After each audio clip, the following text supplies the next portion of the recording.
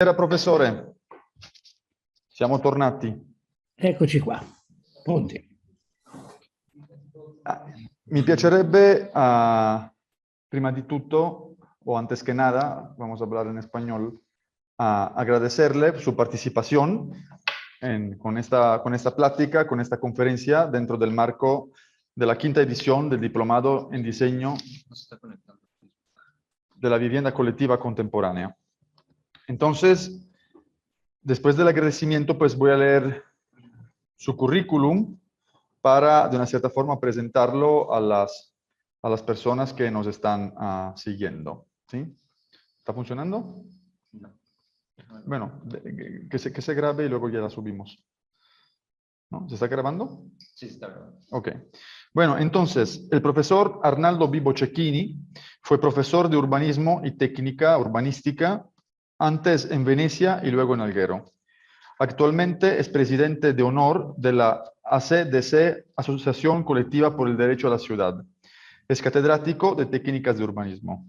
Fue director del Departamento de Arquitectura, Diseño y Urbanismo, DADU, de la Universidad de Sassari hasta el 2015. Es director del Laboratorio Interuniversitario de Análisis y Modelos para Planificación, LAMP, y miembro científico y de honor del CIDEC, Centro de Investigación y Documentación sobre Problemas de Economía, el Empleo y las Cualificaciones Profesionales de San Sebastián, España. Aquí hemos condensado su currículum, profesor, porque la verdad es que es muy extenso. Hubiéramos tardado una hora en leerlo todo. Por lo tanto, nos va a disculpar y pues le voy a pasar la palabra para que pueda de una cierta forma tener su clase magistral. Gracias. Gracias, Luciano, gracias a todos por la invitación. Yo intentaré hablar en castellano, también es bastante tiempo que no tengo la oportunidad de hacerlo, entonces quizás, pero creo que me podéis entender, voy a intentar de hacerlo lo mejor que puedo. Para ayudarme un poco, tengo una presentación y entonces voy a intentar de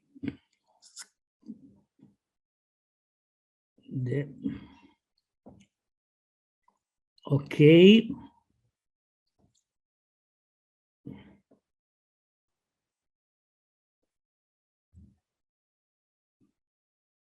A ver si está.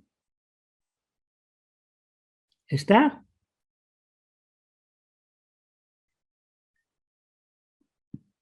Sí, sí se ve. Se ve. Ok, perfecto. Solo hay que ponerlo a pantalla completa. Yes.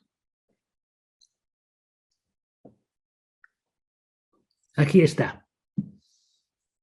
¿Está bien? ¿Se ve?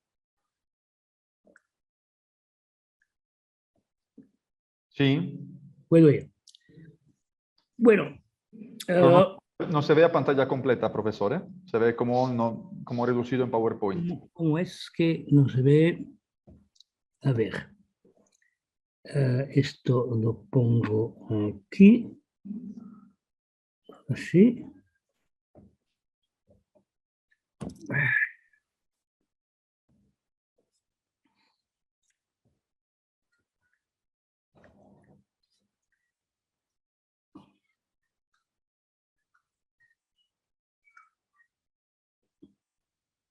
Ahora, voy a intentar de poner la pantalla completa. No sé cómo hacerlo. Si quiere, antes puede compartir la pantalla, profesor. Si la comparte, nosotros le decimos cómo poner la pantalla completa. Ok, entonces, condivido schermo. Esto es. Ok.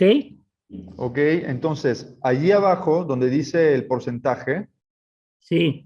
hay un Ahí botón está. Yeah. Ok. que debería decir la pantalla completa, ¿no? Sí, ¿se ve? No. Pero yo he hecho esto. Esto es... A ver, podemos hacer una cosa. podéis hacerla vosotros, porque a veces no da. ¿Vosotros tenéis mi presentación?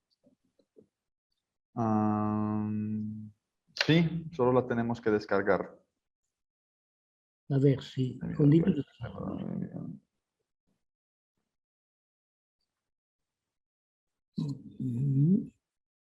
A lo mejor si nos da el control de su pantalla, profesor, nosotros de aquí la... ¿Cómo lo hago? Ahora se ve bien. Se ve este, pero no se ve el PowerPoint. No, porque seleccionó otra ventana. Ahora Entonces, abrir el PowerPoint.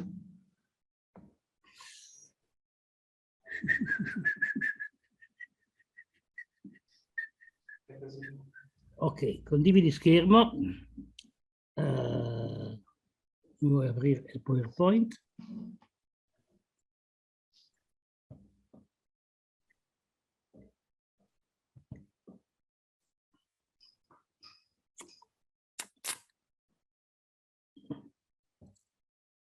Condividi schermo.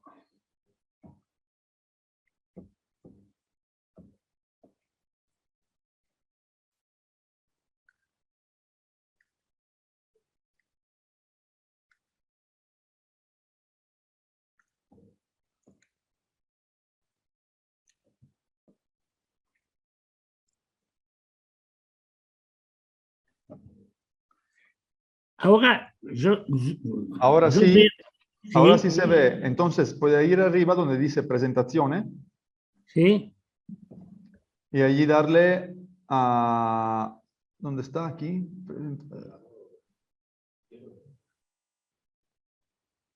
Aquí no dice presentación a página completa. O si no, dale a F5.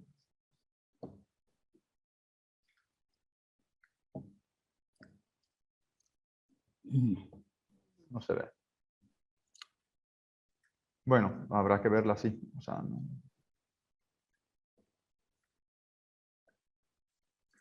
voy a intentar de nuevo esta.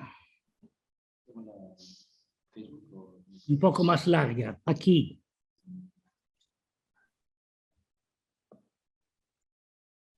¿Se ve ahora?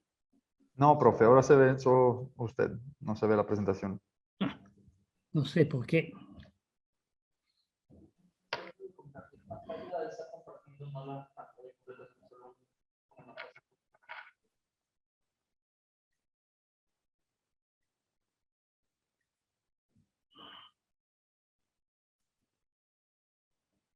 No sé, porque si no hay, la presentación en pantalla completa, no puedo animar, hay que sacar todas las imágenes. Lo mejor sería que descargáis los otros. Y, Sí, ahora la estamos abriendo.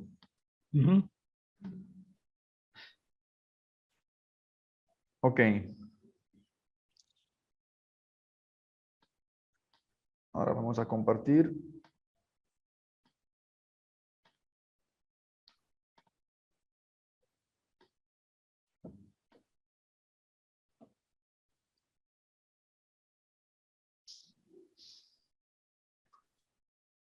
Ay, Dios mío, es que...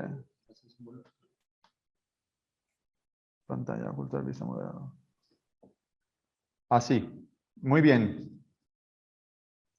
Bueno, entonces podemos empezar. Sí. Bueno, vamos con la primera.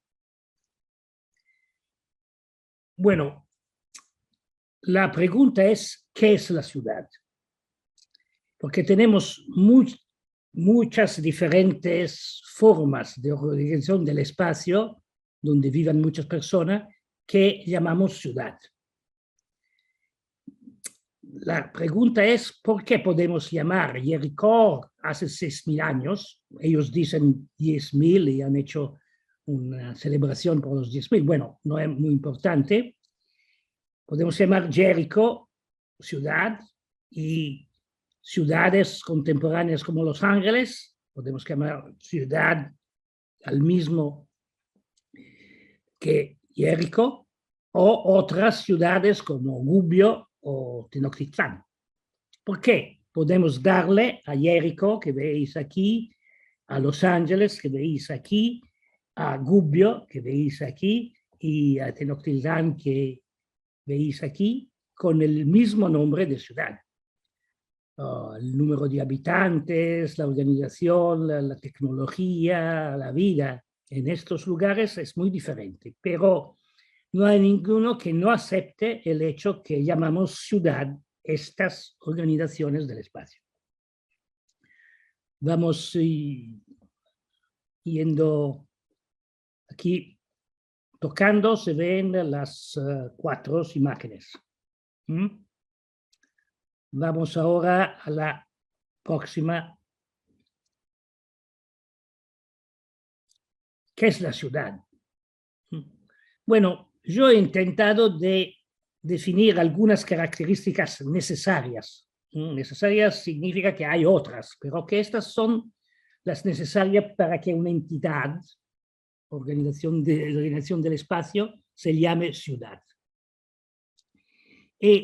Aquí veis las 5 que yo he pensado, las 5 características, y en itálicas podéis ver cuál es la organización del espacio que se puede haber si este aspecto específico, esta característica, falta. Bueno, un número mínimo y estable de habitantes, una población, es indispensable. Claro que todas estas características han cambiado y cambian en el espacio y en el tiempo. Tal vez en una época histórica 2.000 habitantes podían ser más que suficientes para definir una ciudad. Ahora esto no se da casi en ninguna parte del mundo. Pero bueno, un número mínimo y estable de habitantes. Si no hay un número mínimo estable de habitantes, una organización espacial, por ejemplo, es como Disney World, que tiene muchas características de un asentamiento urbano, pero no tiene población. Segundo, densidad y continuidad. Bueno, aquí también es muy variable, pero una densidad mínima y una continuidad, también se puede haber huecos en esta continuidad, son necesarias para que se pueda hablar de ciudad. Y si esto falta, hay este fenómeno que se llama sprawl. Tercera característica, infraestructuras. Claro que las infraestructuras son las infraestructuras históricamente necesarias. Ahora, por ejemplo, es muy difícil pensar en una ciudad sin una infraestructura telemática que permite, bueno, a la gente de llamar por teléfono, de conectarse a internet, etc. Claro que hace 20 años, solo hace 20 años, esta infraestructura no estaba presente en la mayoría de los sitios. Claro que hay algunas infraestructuras básicas que siempre necesitan, el agua, el abastecimiento de agua, el manejo de los desechos, etc. Pero otras se han dado de forma diferente, evolutiva en el tiempo. Si no hay infraestructura suficiente, tenemos esta situación que llamamos SLAM o vías miserias o favelas. Cuarto, pluralidad de funciones.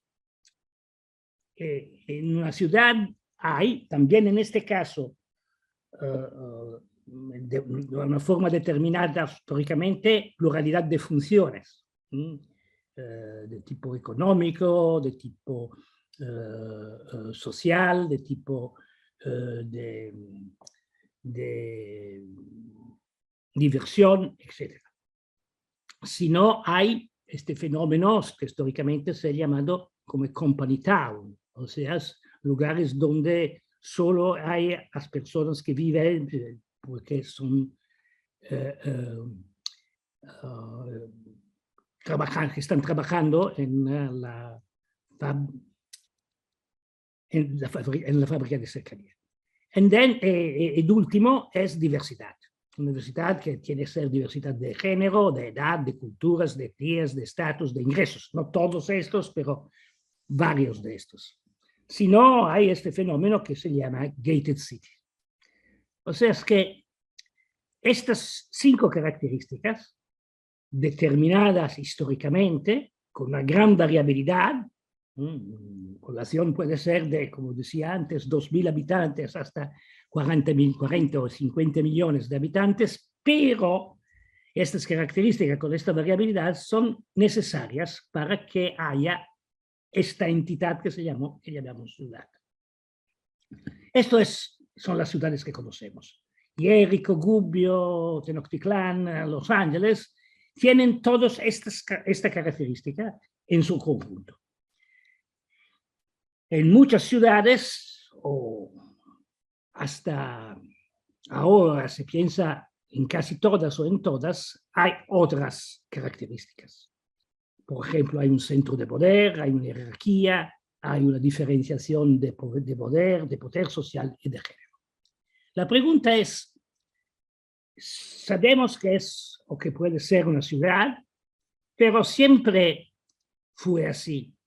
Siempre las ciudades han tenido, además de estas características, de 5 características, también una jerarquía, un poder, porque la historia que nos han contado, que nos hemos contado también nosotros, es una historia en la cual se dice que la ciudad surge cuando hay un surplus y hay alguien que maneja de apropiarse de este surplus.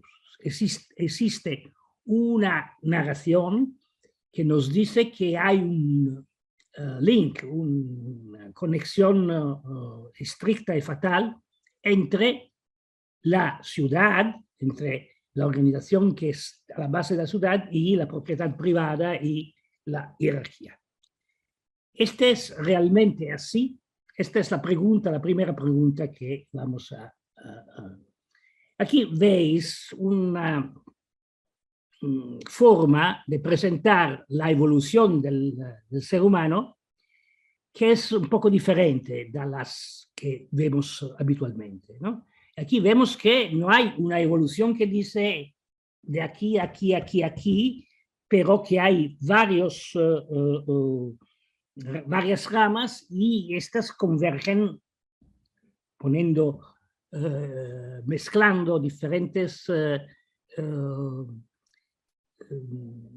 variantes de la especie o diferentes especies un poco diferentes y se forma, bueno, la que es.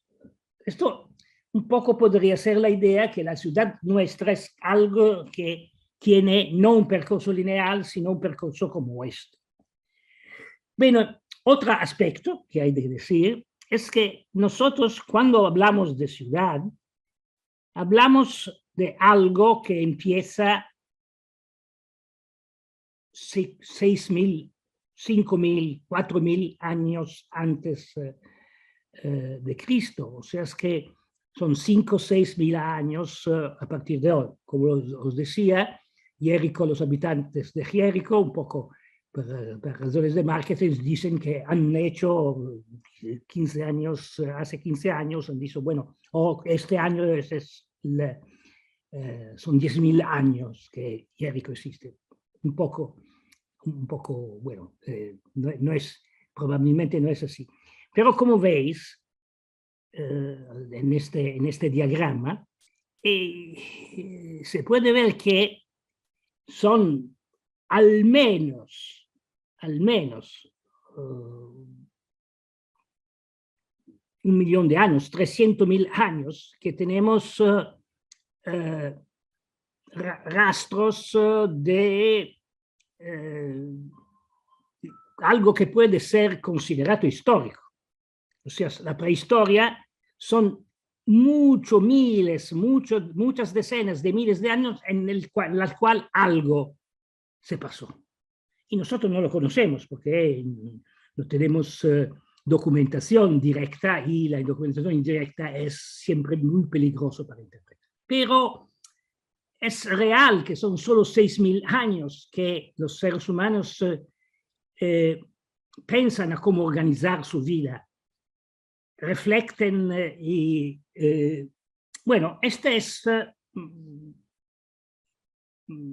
el tema que quiero un poco investigar con vosotros.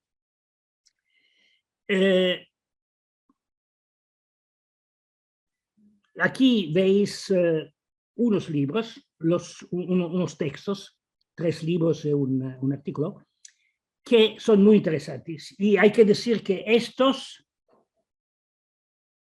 autores no son en acuerdo entre ellos, pero tienen los 3, el otro es una special issue de un journal, del Journal of World Prehistory, Journal of World Prehistory, y este special issue es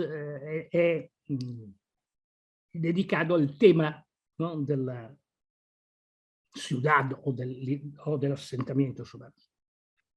Estos libros nos permiten de ponernos cuestiones.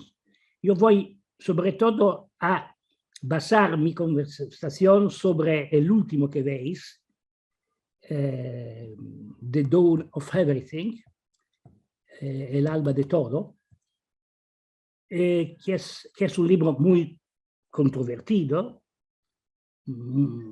pero que nos pone muchas interesantes cuestiones. Vamos a la próxima. Como os decía, al igual que la evolución biológica, el proceso de evolución de los modelos sociales y de asentamientos no ha sido lineal. ¿Cuál era el viejo esquema? Transición de los forajeros a los agricultores como una dirección. Y en realidad la historia nos muestra que muchas veces los seres humanos se han pasado de forajeros a agricultores y después han decidido de seguir siendo forajeros. A veces han mezclado, en muchos casos, en la parte inicial de la historia, siempre han mezclado diferentes formas de producción alimentaria. No hay esta idea que la ciudad es posible solo en una sociedad de agricultores con jerarquía económica y la aparición de la propiedad. Porque ha habido muchas idas y venidas entre un modo de producción y el otro, y la mezcla de modos de producción. Y la elección entre estos modos de producción no es solo determinada por aspectos ambientales, ecológicos, económicos, que son influyentes, pero está influida también de razones psicológicas, religiosas, modelos de organización social política y las decisiones de las personas. Por ejemplo, el deseo de los seres humanos de ser libres.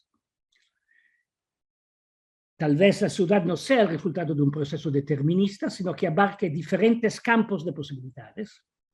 Y entonces lo que pasa es que realmente una especie de ciudad ha surgido mucho antes Jericho, o Ur, y tiene un carácter híbrido o de temporada y no implica necesariamente propiedad privada ni jerarquía. Otra ciudad, se puede decir, ha existido y por tanto otra ciudad es posible. Como los decía, la historia de nuestra especie habría que medirse en decenas de miles de años, no en miles. Aunque los llamemos prehistóricos, en estas decenas de miles de años han pasado muchas cosas. No es fácil conocer qué ha pasado, es muy difícil, pero bueno, la arqueología y las nuevas técnicas nos permiten de acercarnos un poco a los hechos, pero lo que podemos pensar es que en estos decenas de miles de años, las personas que han creado las pinturas de Lascaux o de Altamira no pensaban en sí mismos en el mundo, pensaban a sí mismos en el mundo y a cómo les gustaría que el mundo se organizara. Bueno, estas son, hay 2 imágenes de las pinturas de Lescaut y de Altamira. No voy a ir en el detalle de estas entidades urbanas que no eran agrícolas o prevalentemente agrícolas y que no eran organizadas con jerarquía. Son muy interesantes los megasitios de Ucrania y Moldavia, que son organizados sin presentar rastros de jerarquía de poder. Y también parece que han tenido una huella ecológica muy ligera y que había una interrelación entre actividades productivas, entre cultivo, y había diferentes formas en las cuales las poblaciones utilizaban los recursos naturales y medioambientales. Y también había una forma que es bastante presente en muchos sitios, en la cual una parte de la población no estaba siempre viviendo en estos megasitios, en estas, llamámoslo así, ciudades, sino que estaban por una larga parte del tiempo yendo a la casa o moviéndose en un territorio muy amplio. Pero estos son, es difícil no ver en esto, en estas imágenes que podemos ver con un clic.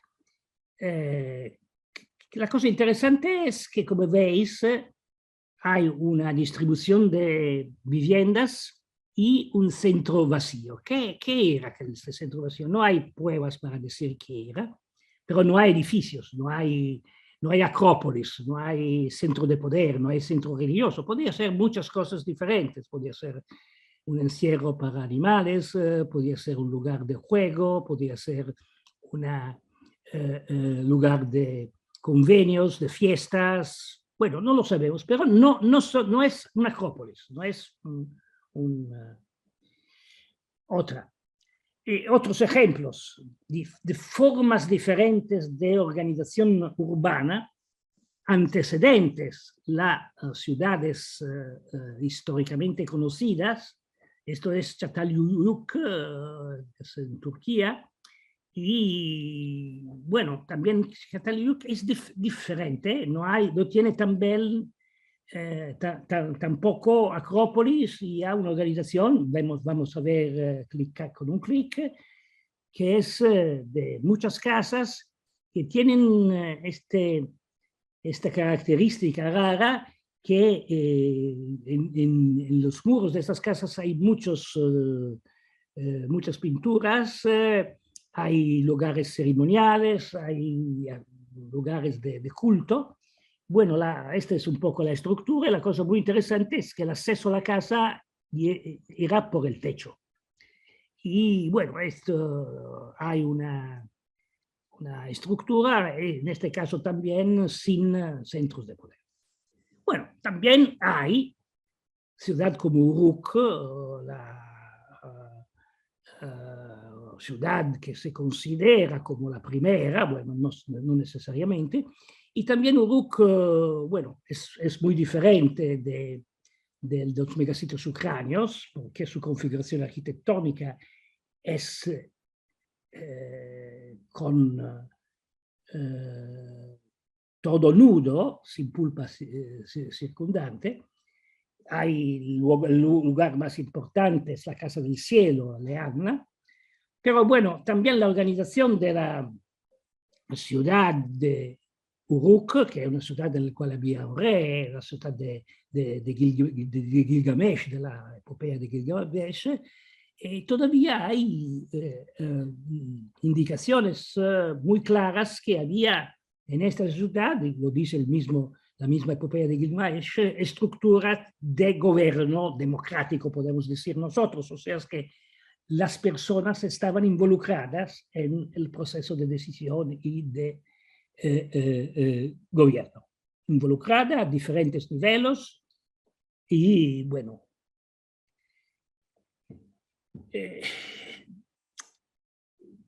Normalmente se dice que la historia comienza, la historia urbana también comienza a Uruk. La idea que quiero proponerme es que ha habido muchos comienzos diferentes. Porque, bueno, en el continente que llamamos América, en 1491, ¿cuántas personas vivían? Esto es una pregunta muy importante.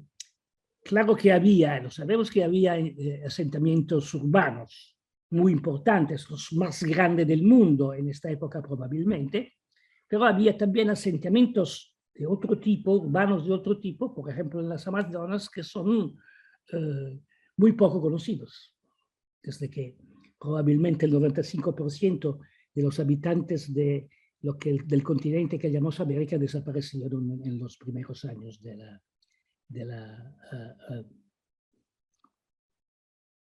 bueno, esto que vemos es Uruk, esto es una reconstrucción de Leana, de la Casa del Cielo.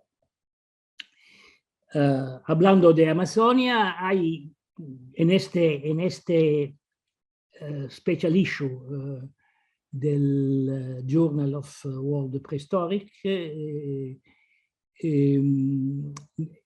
hay un artículo muy interesante sobre una estructura no muy disímil de los mecasitos ucranianos que estaba en Amazonia. Y es muy interesante porque esto demuestra una forma muy bien asentada de organización del territorio y de producción que mezclaba también aspectos de cultivo con aspectos de caza y de pesca.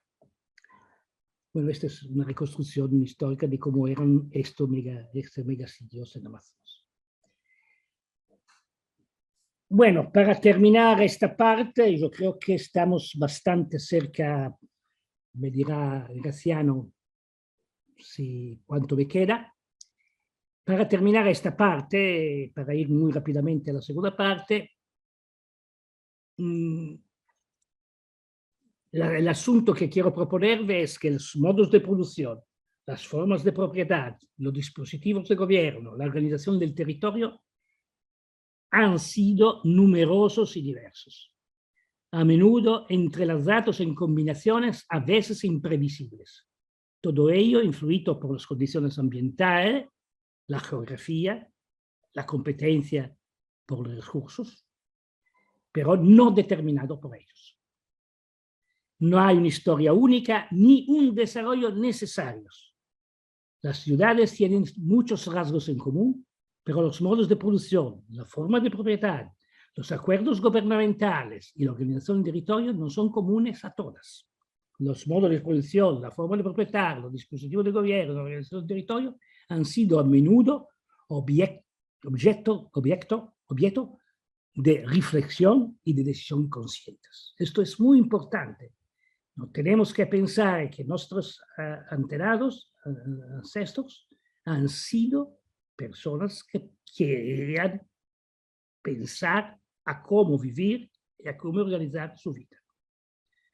Hay una alternativa, hay alternativas. Esta imagen que veis aquí es de un nuraghe en Sardinia, de la región en la cual vivo, y es claramente un lugar que es cerca de Alghero, es de la ciudad donde yo hablo de donde yo hablo en este momento, y es claramente un lugar de asambleas. Es un lugar en el cual una parte de los habitantes, quién, no lo sabemos, pero se reunían para decidir colectivamente. Y hay algunos aspectos muy interesantes que hacen muy similar este lugar de asamblea a los lugares de asamblea de otros asentamientos que hemos hablado. Esta era la primera parte de mi ponencia.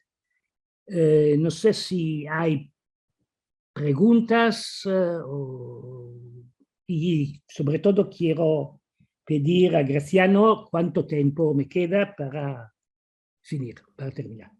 15 minuti, prof. Perfecto. Bueno, entonces, si sabemos esto, la pregunta es cómo podemos dirigir y orientar la transformación de la ciudad. Bueno, la primera cosa que quiero añadir es que la ciudad es un sistema complejo. Y complejo no es la misma cosa que complicado. No es sinónimo de complicado, de incomprensible. Así escribe el premio Nobel italiano per la física, Giorgio Parisi, en 2001. Y esto lo escribe en un seminario del título de Physics and the City, en el cual, se hablaba de este tema de la complejidad urbana.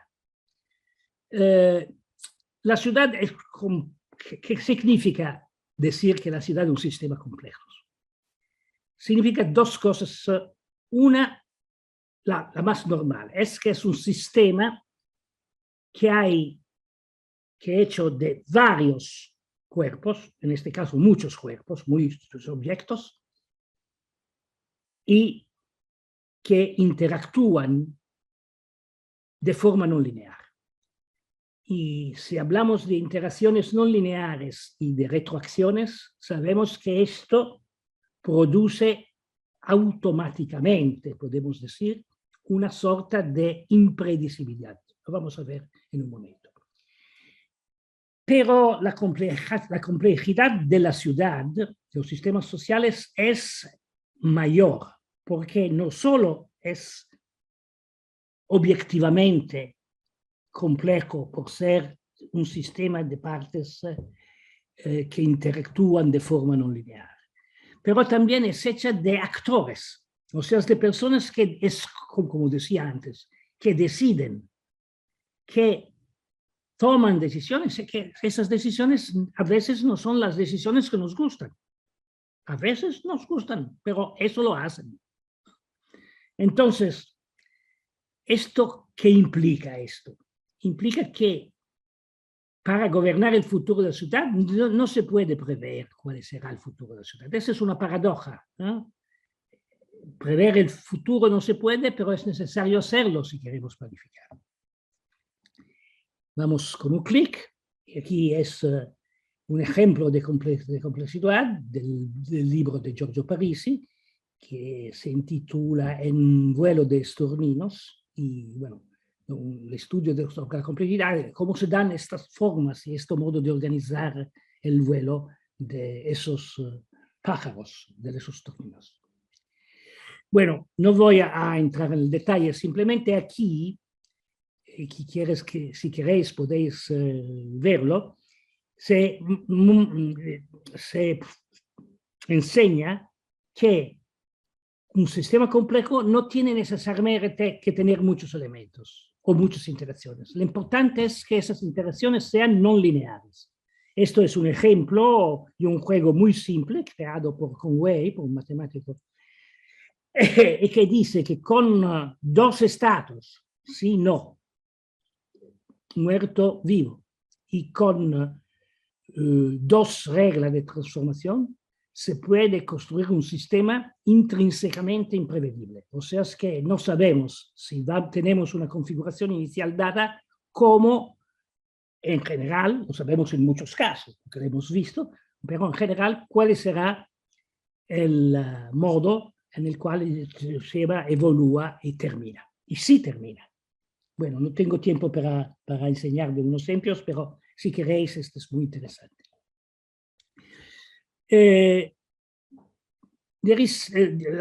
Existe un libro, que es un libro fundamental, en un periodo entre la mitad de los años 60 y entre el comienzo de los años 60 y el comienzo de los años 70, han sido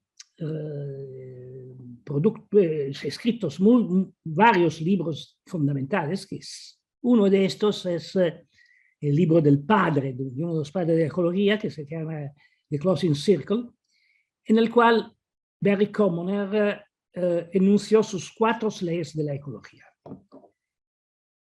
las cuatro leyes todo está conectado con todo lo demás. Es el concepto de sistema. Las interacciones, las retroacciones, las retroalimentaciones desde un punto se propagan y después regresan. Todo tiene que ir a alguna parte. Este es lo que pasa por un sistema cerrado, como no completamente, ma es nuestro planeta. Tercero, la naturaleza sabe más. Y esto no significa que la ciencia no puede hacer mucho. Un filósofo que es considerado el inventor del método científico, Bacon, escribía: el dominio del hombre consiste solo en el conocimiento. El hombre puede tanto como sabe. Ninguna fuerza puede romper la cadena de las causas naturales, pues la naturaleza no se vence sino obedeciendo. La naturaleza sabe más. Y último, no hay comida gratis.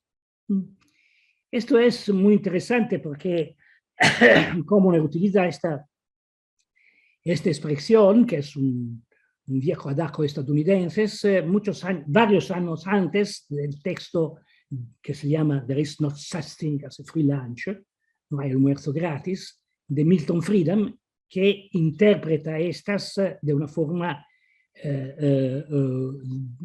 ideológicamente opuesta a las de Barry Común.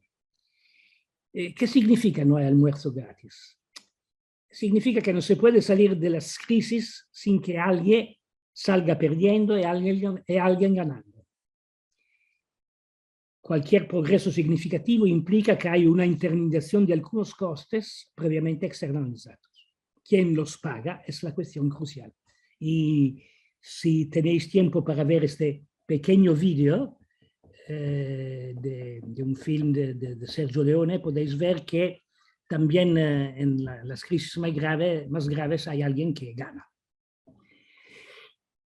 Bueno, ¿qué hacer? Yo, 3 ideas muy rápidas para domesticar la bestia. Como os decías, no se puede prever el futuro, no se puede condicionarlo, pero hay que hacer algo para no ser sin recursos ante los hechos que pueden ver. 3 ideas. Necesitas, en primer lugar, no olvides el sistema. O sea, que no puedes tomar medidas que no tengan en cuenta de todo el sistema. No podemos tener una única medida de los resultados, como es en las políticas nacionales e internacionales. El crecimiento del PIB es a veces la única medida que se toma. En realidad necesitan indicadores más sofisticados. Y bueno, para afrontar, por ejemplo, el tema del cambio climático, no puedes tomar una única medida y hay que tomar en el conjunto varias medidas. Y el aspecto de la producción no es ajeno del aspecto de la reducción del consumo, pero la reducción del consumo no va de acuerdo con el incremento del PIB. Entonces, no olvides el sistema. Segundo, hay que, claro, se habla mucho de resiliencia. Bueno, resiliencia es una buena cosa, pero la resiliencia es que un sistema es capaz de absorber un golpe y de regresar al estado precedente. Nosotros hemos pensado que más que resiliente, un sistema, una buena planificación tiene que ser antifrágil. ¿Qué significa antifrágil? Significa que pueda ganar, que pueda transformarse después de un golpe. no regresar a la situación precedente y, en cambio, modificarse. Esto las ciudades han siempre hecho. Por eso podemos decir que Jericó, Los Ángeles son ciudades, porque para adaptarse a los cambios han mantenido su identidad evolucionando. Y esto es, no tengo tiempo, pero hemos con mi colega Ivan Blecis hecho un libro que se llama Verso una pianificazione antifragile, nel cual hablamos de este aspecto de la antifragilidad. Espero que entendéis cuál es la diferencia. La antifragilidad es promovida por todo lo que abre y aumenta la posibilidad de experimentación local, de nuevas combinaciones de usos en relación con nuevas demandas y presiones, de aprendizaje para ensayo y error, sin introducir las amenazas de riesgo sistémica por el fracaso, cuando esta experimentación no es solo un proceso natural aleatorio, sino que se debe a la acción del individuo. Esto es un poco la segunda. Esto es el libro de base en el que introduce el concepto de antifragilidad de Nassim Nicholas Taleb. Nuestro libro es, bueno, un intento de aplicar esto a las planificaciones. Tercera, como hemos dicho, la ciudad es parte de la solución del problema. Durante la pandemia de COVID se ha dicho la ciudad es un problema. Es un problema. La ciudad como es un problema, pero también es la solución. La ciudad es parte de la solución. Por ejemplo, hoy en Europa, no sé, en México, en Europa está muy usada el tema de la ciudad de los 15 minutos. ¿Qué puede ser, digamos, un greenwashing o una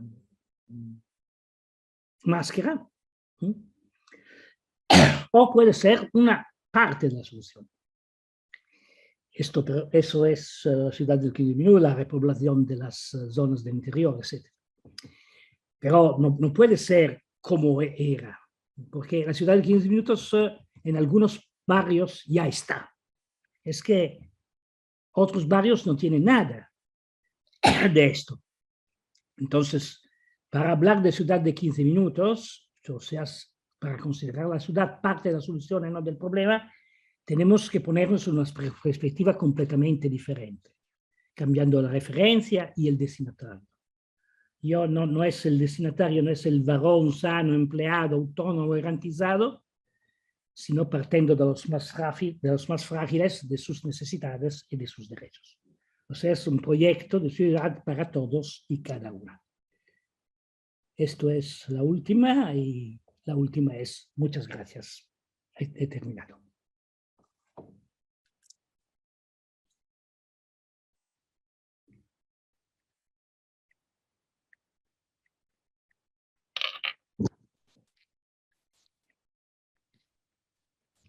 Gracias a usted, profesor, también por haber impartido la charla pues, en español. Yo creo que ha llegado muy claro el mensaje, ¿no? Desde ayer que tuvimos otros invitados, ¿no? Se estaba pensando, ¿no? Se introdujo como este tema, pues que casi como de esperanza, de una cierta forma, que es sí otra ciudad, otra forma de ver la arquitectura, una arquitectura más inclusiva, sí es posible, ¿no? Es decir, sí se puede pensar en otras estructuras que son diferentes a lo mejor de las estructuras que hoy en día se están platicando, se están usando, ¿no? Y eso tiene que ver un poco con lo que usted a través de los ejemplos, ¿no? Empezando por los ejemplos históricos, pues ha llegado a presentar, ¿no? Con la frase otra ciudad ha existido, por lo tanto, pues otra ciudad es posible, ¿no? Creo que es muy interesante su punto de vista, profesor, porque al final a nosotros arquitectos, digamos, nos da como unas herramientas, ¿no? Unas nuevas herramientas que muchas veces no son propias del discurso de muchos arquitectos, ¿no? Sino que vienen de una cierta forma de estas otras, disciplinas, ¿no?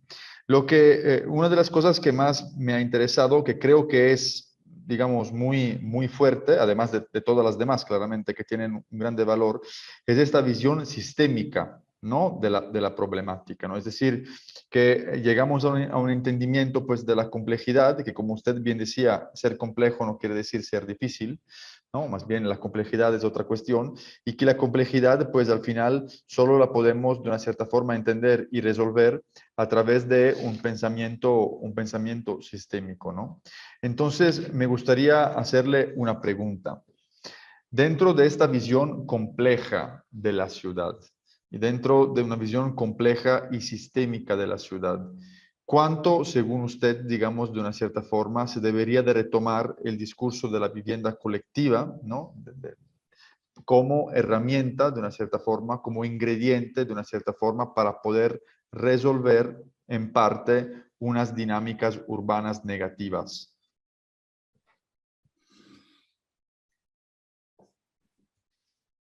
Sí, claro que yo no conozco todas las situaciones de diferentes contextos en diferentes países.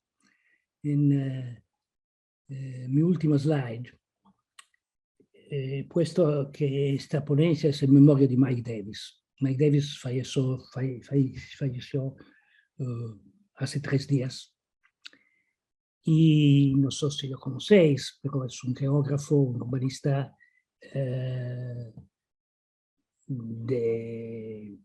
imprescindible.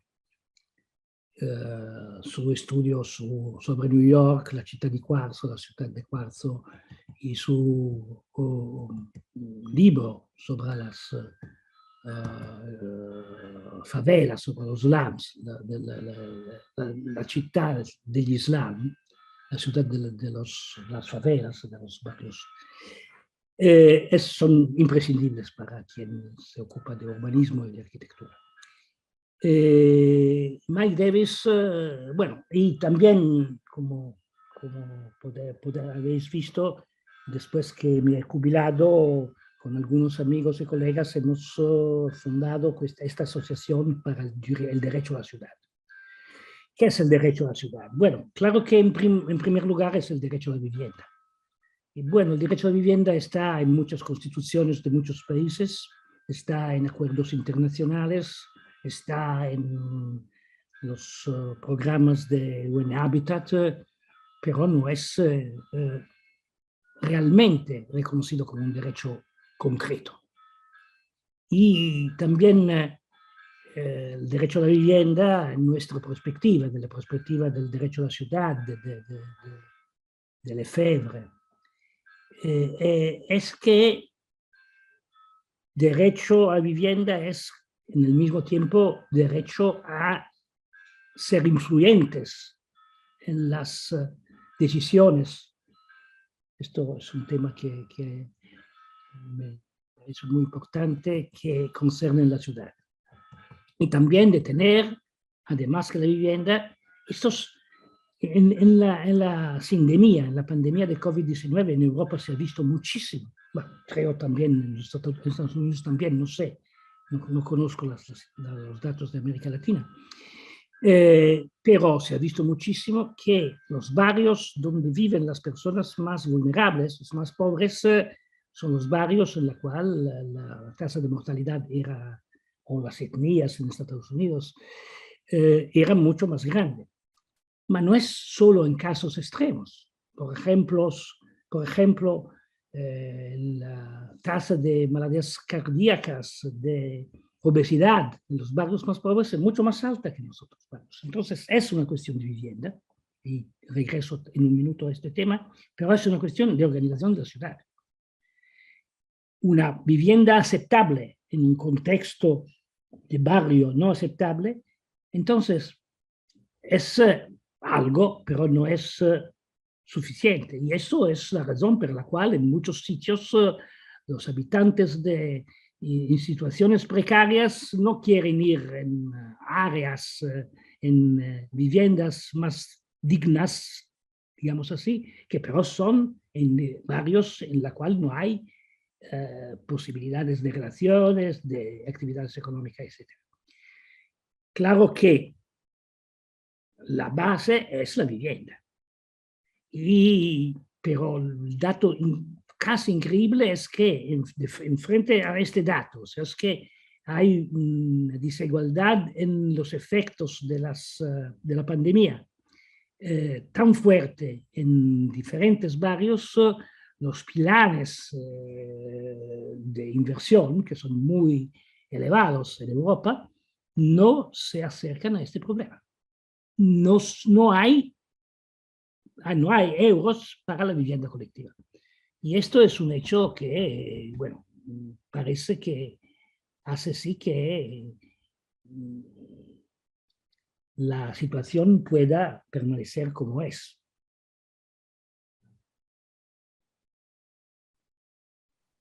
¿Hay alguien que quiera hacer alguna pregunta? ¿Tú, Pablo? Buenas tardes, profesor.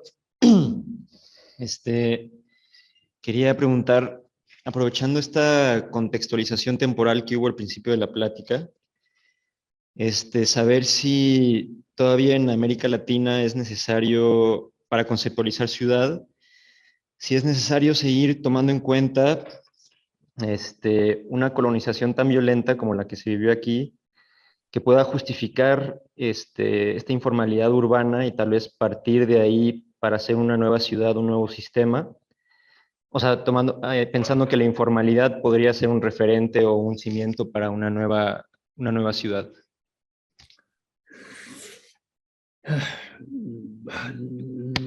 No estoy seguro de saber cómo contestar. Aparte que no tengo los datos de la situación en América Latina. Yo creo que este tema de la informalidad de Mike Davis en este libro, El planeta de los slums, se enfrenta con este problema. Hay varios aspectos.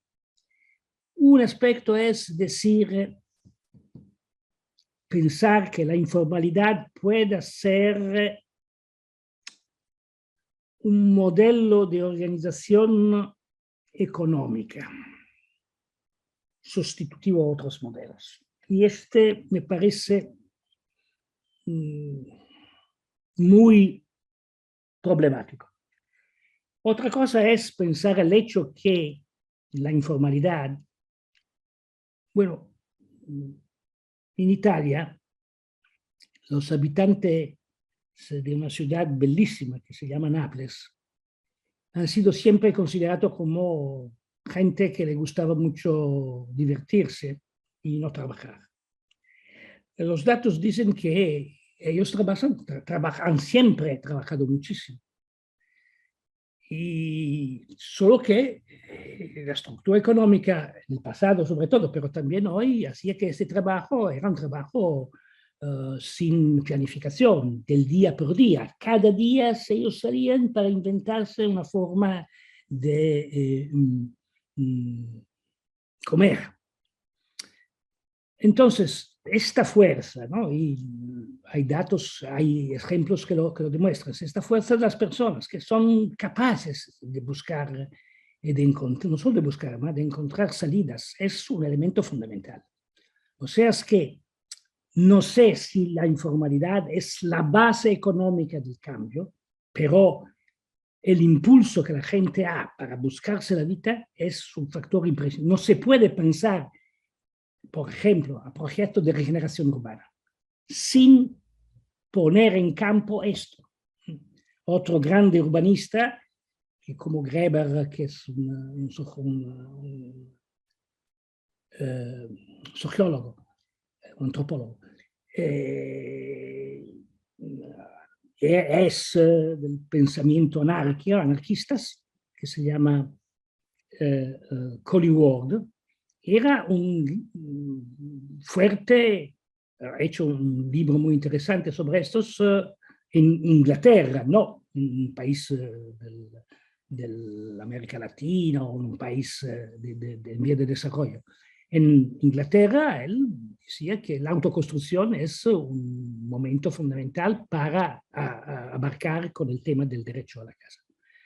Entonces, si no es, porque un poco hay estos que dicen, bueno, con la informalidad, la realidad, la economía, no sé si esto es un tipo de modelo económico. Sé que la fuerza y la energía de la gente es un elemento fundamental para la gestión de las transformaciones urbanas y la regeneración urbana.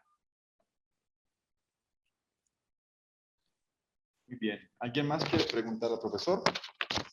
¿Alguien más quiere hacer otra pregunta? ¿No? ¿Sí? Inami.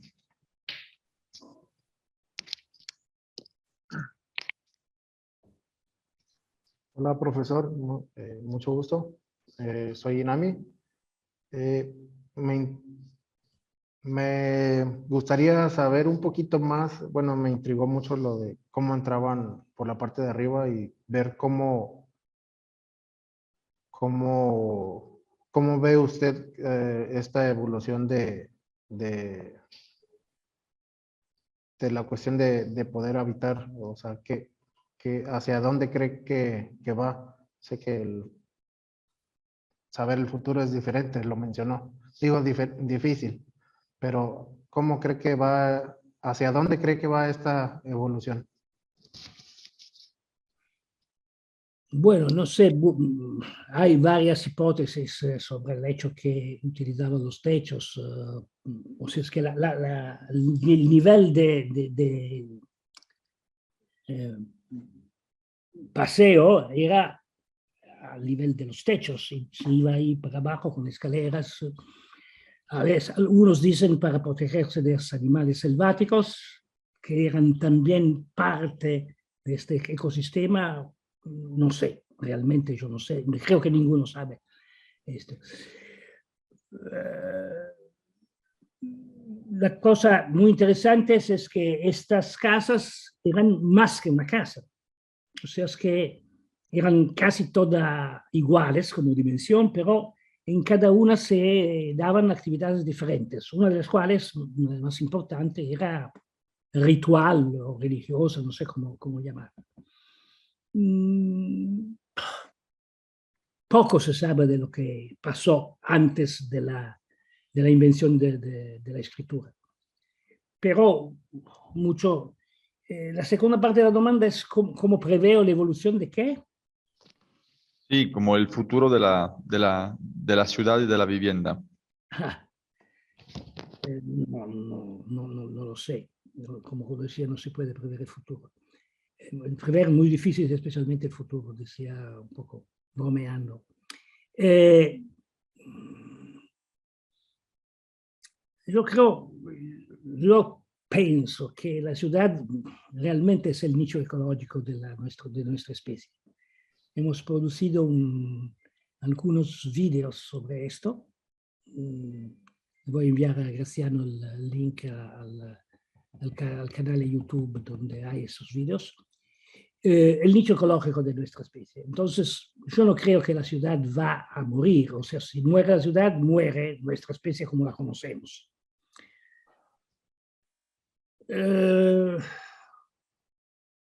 En el libro, que no he hablado de este libro, que es muy controvertido también esto, es que Reber y Wengler son muy polémicos con este libro de Jared Diamond, Collapse, como no las ciudades, pero las civilidades escogen de morir y vivir. Hay varios elementos que Diamond señala como fundamentales para la supervivencia de las civilizaciones, yo puedo decir de las ciudades. El primero es los cambios ecológicos externos, como cambio climático en nuestro caso, pero para áreas más limitadas como cambios climáticos, como cambios medioambientales. esto externo, uno. Segundo, los cambios ambientales producidos por las civilizaciones, con una huella ecológica no sostenible. Las dos cosas, en algunos casos, pueden ir juntas. Y el tercero es la falta de relaciones, o sea, la falta de posibilidad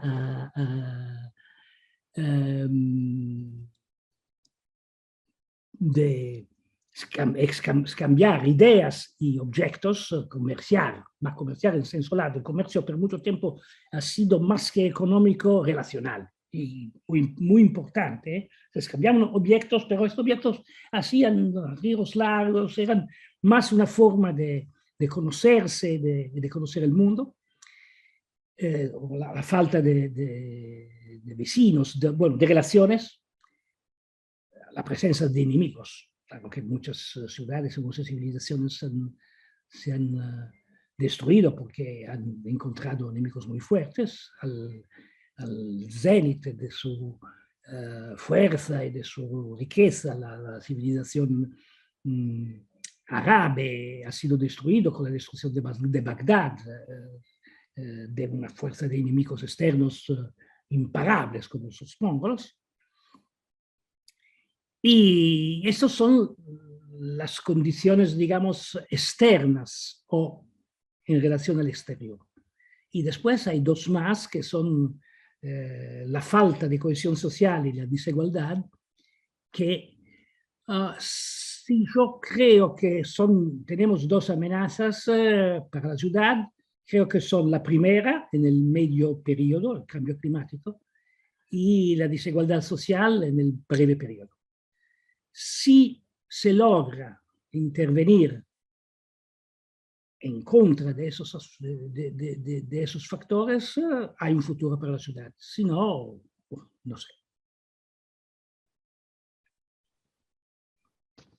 Bueno, profesor, yo le agradezco mucho su intervención. La verdad ha sido un gusto volvernos a ver y poder escuchar esta lección.